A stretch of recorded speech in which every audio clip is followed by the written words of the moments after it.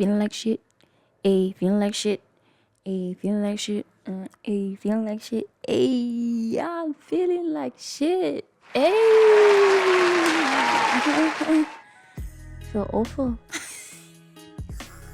I feel terrible. Terrible. I feel sad. I feel angry. I feel exhausted. I feel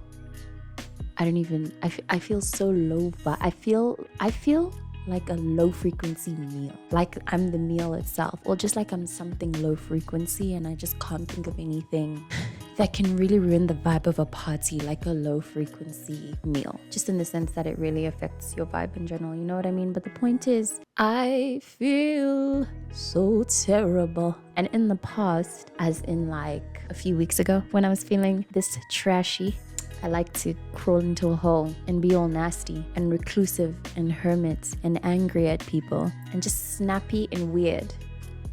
And I know that when this vibe comes, it's something hormonal or something periody, but I really think that these phases are a lot deeper than that. They're a lot deeper than it just being a hormonal imbalance. Because also the things that are coming up they're deep. They're deep and they come from a very deep place, and the pain that I feel are over things that are so archaic that I'm always shocked that I feel them, and that given the timing of everything surely means that it's just time. It's just time for me to feel this way. I do feel like this often. The feeling itself is very, very cyclical. So like I said, the last cycle, I go within, I was very unproductive and very just like, so now I'm trying something different. By showing up here and trying to let it out, I'm pretty terrible at doing this with my friends and in conversation. And I realize that it's actually likely because of my control issues and how when I'm doing this with someone in person, when I'm talking and chatting chats like this with people in my community or an actual real life human being, I tend to worry about the response. I want to control the response. But here it's nice because I can just speak and there's no response to control. I'm just speaking.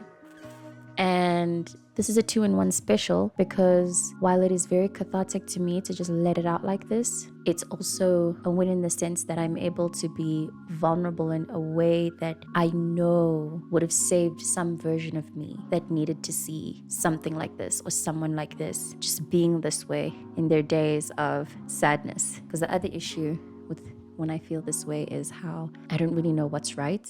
There are like added pressures that say, because also the internet, right? It's always like, no, when you're feeling this way, you should be moving, which I've exercised. But I mean, sometimes when I'm feeling this way, I don't do anything. And yeah, the little voice in my head wants to take a giant poop on my face for not wanting to do anything, for not even wanting to be a mom. On days like this, I really suck at being all of the roles, everything. Suck at being a mother, suck at being someone who can even take care of themselves. It's really bad. But I'm getting older. I'm getting sick of my nonsense. Sorry, I'm trying to be more forgiving here. I'm getting sick of myself. I'm getting sick of this. I'm getting sick of the misery and the cycle and the low and the darkness and the woe is me and the victimhood and the da-di-da. Because I also feel like it's a feeling that's never going to stop and there's always going to be something. I'm really so serious about trying something different. So here I am saying there is no right way to deal with this. It is what it is. It's part of the ingredients of life. It's part of the life sandwich. Imagine how boring a sandwich is with just a piece of lettuce or tomato or even cheese, which slaps on some days. But really, I mean, if you can have a variety sandwich, why not choose a variety sandwich? Life is a variety sandwich. And part of these trashy days where you really can't show up and it kind of hurts sometimes to even have a thought, it's part of the sandwich.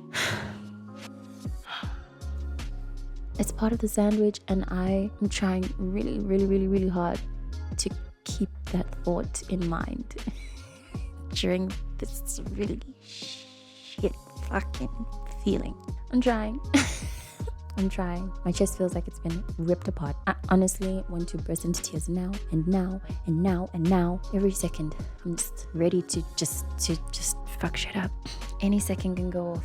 Anything can happen. So yeah, this is me so raw. This is very raw.